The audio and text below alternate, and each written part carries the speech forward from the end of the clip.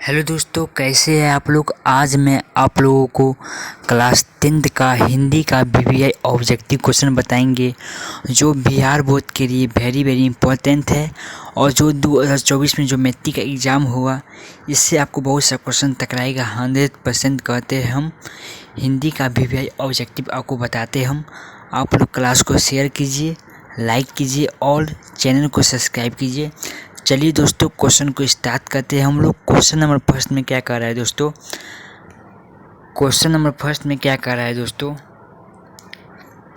गंगा देवी का समय क्या है। तो गंगा देवी का समय 14वीं सदी है। ऑप्शन नंबर ए सही हो जाएगा दोस्तों, 14वीं सदी। चलिए दोस्तों, क्वेश्चन नंबर 2 पे आते हैं हम लोग। क्वेश्चन नंबर 2 में क्या कह रहा है दोस्तों, भारत भूमि किससे सेवित है। तो भारत भूमि सागर पर्वत निर्जर से सेवित है। ऑप्शन नंबर सी हो जाएगा सही, भारत भूमि सागर पर्वत निर्जर से सेवित है। चलिए दोस्तों, क्वेश्चन नंबर 3 पे आते हैं हम लोग। क्वेश्चन नंबर 3 में क्या कर रहा है दोस्तों, क्वेश्चन नंबर 3 में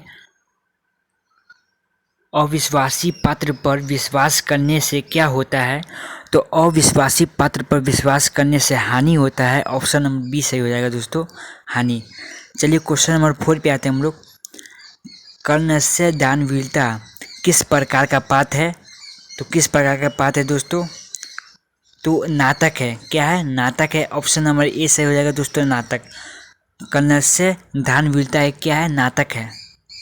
चलिए दोस्तों, क्वेश्चन नंबर 5 पे हम लोग आते हैं। क्वेश्चन नंबर 5 में क्या कर रहा है दोस्तों, किसने क्षणपूर्वक दान में कवच और कुंडल ले लिया था। तो किसने लिया था दोस्तों, इंद्र ने लिया था कवच और कुंडल। किससे लिया था, तो कर्ण से लिया था। चलिए दोस्तों, क्वेश्चन नंबर 6 पे आते हैं हम लोग। क्वेश्चन नंबर 6 में क्या कर रहा है दोस्तों, बचपन में कितने संस्कार होते हैं। तो दोस्तों बचपन में कितने संस्कार होते हैं, 6 संस्कार होते हैं बचपन में। ऑप्शन नंबर बी से हो जाएगा दोस्तों, 6 संस्कार।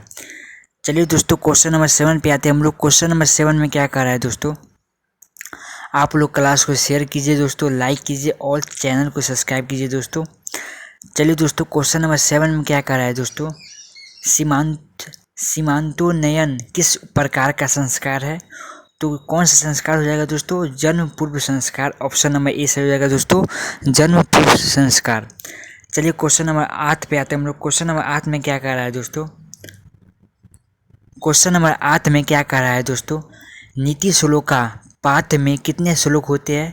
तो नीति श्लोका पाठ में 10 श्लोक होते हैं। कितने, 10। ऑप्शन नंबर बी से हो जाएगा दोस्तों, 10। चलिए क्वेश्चन नंबर 9 पे आते हैं हम लोग। क्वेश्चन नंबर 9 में क्या कह रहा है, वेद रूपी शास्त्र क्या होता है। तो वेद रूपी शास्त्र नित्य होता है। ऑप्शन नंबर बी से हो जाएगा दोस्तों, नित्य। चलिए क्वेश्चन नंबर 10 पे आते हैं हम लोग। क्वेश्चन नंबर 10 में क्या कह रहा है दोस्तों, वारामिहिर द्वारा रचित कौन सा ग्रंथ है। तो वारामिहिर द्वारा रचित बृहत संहिता है। कौन, बृहत संहिता। ऑप्शन नंबर सी से हो जाएगा दोस्तों, बृहत संहिता। चलिए क्वेश्चन नंबर 11 पे आते हैं हम लोग। क्वेश्चन नंबर 11 में क्या कह रहा है दोस्तों, उत्तम शांति क्या है। तो उत्तम शांति दोस्तों क्षमा है। ऑप्शन नंबर ए से हो जाएगा दोस्तों, क्षमा। चलिए दोस्तों, क्वेश्चन नंबर 12 पे हम लोग आते हैं। क्वेश्चन नंबर 12 में क्या कर रहा है दोस्तों, ये क्वेश्चन बैंक से लिया गया है दोस्तों, आप लोग जरूर याद करिएगा इस क्वेश्चन को। क्वेश्चन नंबर 12 में क्या किया गया है दोस्तों,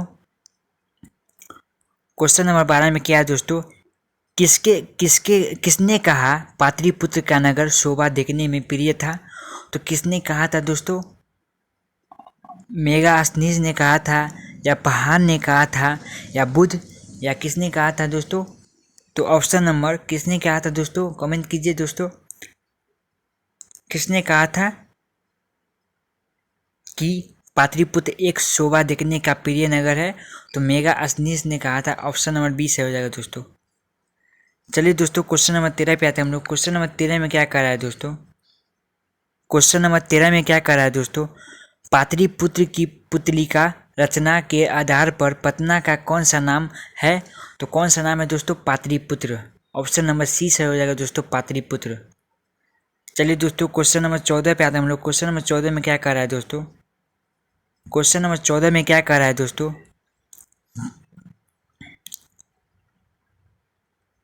क्वेश्चन नंबर 14 में क्या कह रहा है दोस्तों? भारतीय दर्शन का मुख्य स्रोत क्या है? तो भारतीय दर्शन का मुख्य स्रोत संस्कार है। ऑप्शन नंबर सी से हो जाएगा दोस्तों, संस्कार। चलिए क्वेश्चन नंबर 15 पे आते हैं हम लोग। क्वेश्चन नंबर 15 में क्या कह रहा है दोस्तों? क्वेश्चन नंबर 15 में क्या कह रहा है दोस्तों? किस पुरुष सभी जगह सुलभ होते हैं? तो कौन सा पुरुष सभी जगह सुलभ होता है दोस्तों? तो प्रियवादी। ऑप्शन नंबर सी से हो जाएगा दोस्तों, प्रियवादी। चलिए दोस्तों क्वेश्चन नंबर 16 पे आते हैं हम लोग। क्वेश्चन नंबर 16 में क्या कह रहा है दोस्तों? भारतीय दर्शन का मुख्य स्रोत क्या है? तो भारतीय दर्शन का मुख्य स्रोत, तो दोस्तों भारतीय दर्शन का मुख्य स्रोत संस्कार है। ऑप्शन नंबर सी से हो जाएगा दोस्तों। चलिए क्वेश्चन नंबर 17 पे आते हैं हम लोग। क्वेश्चन नंबर 17 में क्या कह रहा है दोस्तों? क्वेश्चन नंबर 17 में क्या कह रहा है दोस्तों? कितने पुराण होते हैं? तो पुराण 18 होते हैं। ऑप्शन नंबर सी से हो जाएगा दोस्तों, पुराण 18 होते हैं। चलिए क्वेश्चन नंबर 18 पे आते हैं हम लोग। कन्यादान किस संस्कार में होता है?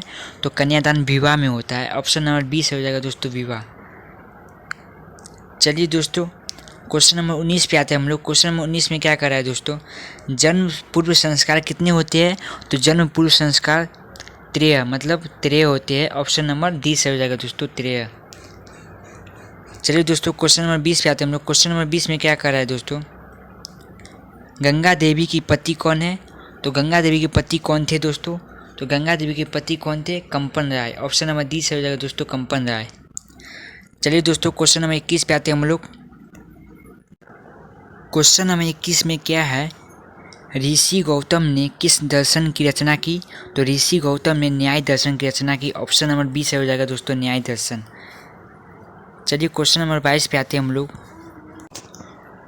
क्वेश्चन नंबर 22 में क्या कह रहा है दोस्तों? क्वेश्चन नंबर 22 पे आते हैं हम लोग। क्वेश्चन नंबर 21 का ऑप्शन नंबर बी सही होगा, न्याय दर्शन। चलिए क्वेश्चन नंबर 22 पे आते हैं हम लोग दोस्तों। क्वेश्चन नंबर 22 में क्या कह रहा है दोस्तों? सभी छात्र किसका अभिवादन करते हैं? तो मतलब कि सभी छात्र शिक्षक का अभिवादन करते हैं। ऑप्शन नंबर सी से हो जाएगा दोस्तों, शिक्षक। चलिए दोस्तों क्वेश्चन नंबर हम लोग 23 पे आते हैं। क्वेश्चन नंबर 23 में क्या कह रहा है? पाणिनि ने किसकी रचना की? तो पाणिनि ने व्याकरण की रचना की। ऑप्शन नंबर बी से हो जाएगा दोस्तों, व्याकरण। चलिए क्वेश्चन नंबर 24 पे आते हैं हम लोग। क्वेश्चन नंबर 24 में क्या कर रहा है दोस्तों? क्वेश्चन नंबर 24 में क्या कर रहा है दोस्तों? गुजरात प्रदेश स्थित टंकराराम किसका जन्म स्थल है? मतलब कि गुजरात प्रदेश स्थित टंकराराम किसका स्थल है? ऑप्शन नंबर सी से हो जाएगा दोस्तों, स्वामी दयानंद। चलिए दोस्तों आज का वीडियो इतना ही तक। आज का वीडियो कैसा लगा आप लोग कमेंट में ज़रूर लिखिएगा। चलिए दोस्तों धन्यवाद। आज हिंदी का वीवीआई ऑब्जेक्टिव क्वेश्चन था, आप लोग ज़रूर याद करिएगा दोस्तों और वीडियो को शेयर कीजिएगा। चलिए दोस्तों धन्यवाद।